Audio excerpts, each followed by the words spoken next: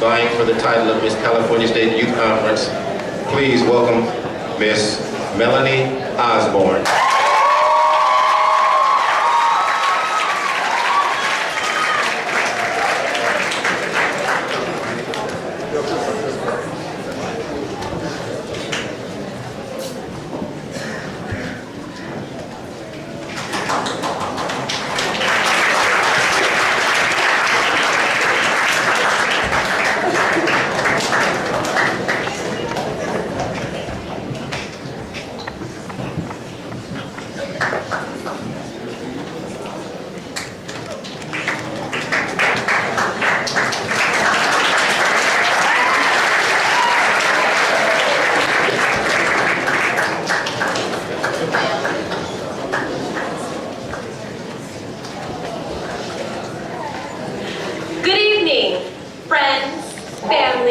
And most honorable judges, my name is Melanie Osborne.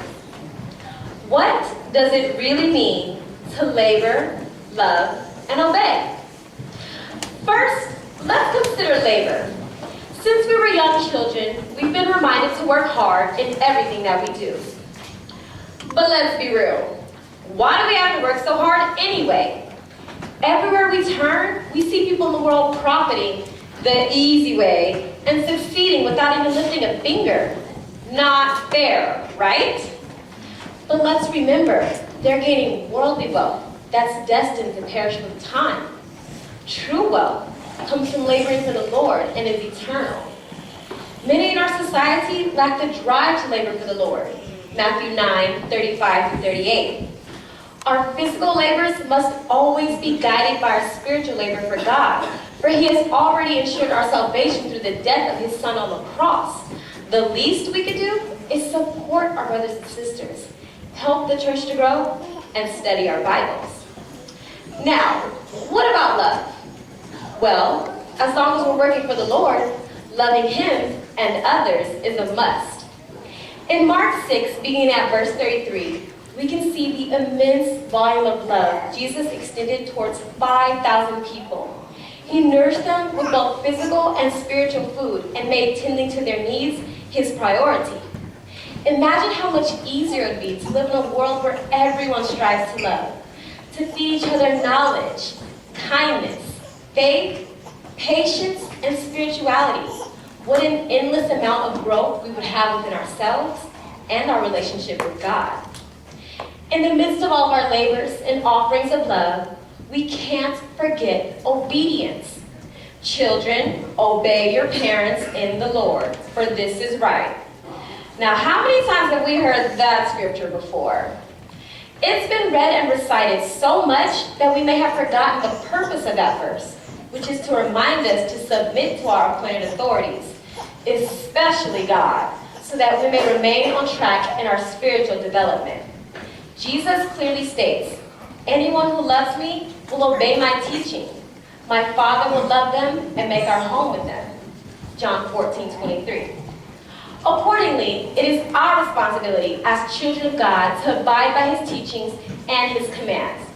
Laboring, loving, and obeying are three spiritual areas of focus that go hand in hand with one another. Lacking devotion in even just one area can easily remove us from both physical and spiritual fulfillment. Brothers and sisters, I encourage us all to continue our walk with the Lord, embracing labor, love, and obedience closely within ourselves. Let's exercise these characteristics in our lives so that we may obtain our golden ticket to glory. Thank you. And now for my talent, I will be performing a modern contemporary piece entitled Light, choreographed and written by myself.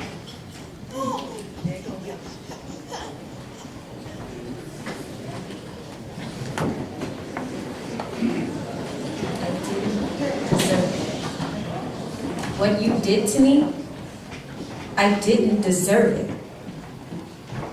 Well, at least that's what they told me. But I know the truth. It's what I had coming. That's what I get for dressing so promiscuously, for indulging in unbearable amounts of liquid poison, for allowing myself to engage and even promote such reckless and irresponsible decisions. How dare I be so stupid? These thoughtless choices I made, the actions I chose to make, they led me straight to you. And what did I think I would gain from this? A prize, I suppose? Did I ever? I hit the jackpot. A lifetime supply of torture. Every night tossing and turning, rolling and kicking, burying my screams in my pillow because I can't take the constant thought of that night replaying in my head. Over and over and over again. Jumping up in the middle of the night because of the nightmares you embedded in my head. Dreading being a woman because I have to be reminded every month of the deep red blood stain you left me to clean from between my legs. What am I supposed to do? Where am I to go from here? How do I erase that blank, heartless stare you gave me as you forced yourself upon me? How can I forgive you for taking away everything from me and leaving me completely broken? I guess the word no meant absolutely nothing to you. It just wasn't enough to make you stop. Such a greedy bastard to take what's not yours and without permission. If only I could get it back. My light. A one-of-a-kind light that the Lord instilled in me at birth. The one you stole from me. I know it's no longer there, and yet I continue to search for it. It's gone. Forever. But defeat is not an option. Not for me. Instead, I'll search for a hope and a beautiful brand new light to go right along with it. A light brighter than that progressively self-inflicted, dim-lit one you took from me before. You can have it. I no longer need it. Can you see this little light of mine? I'm finally letting it shine.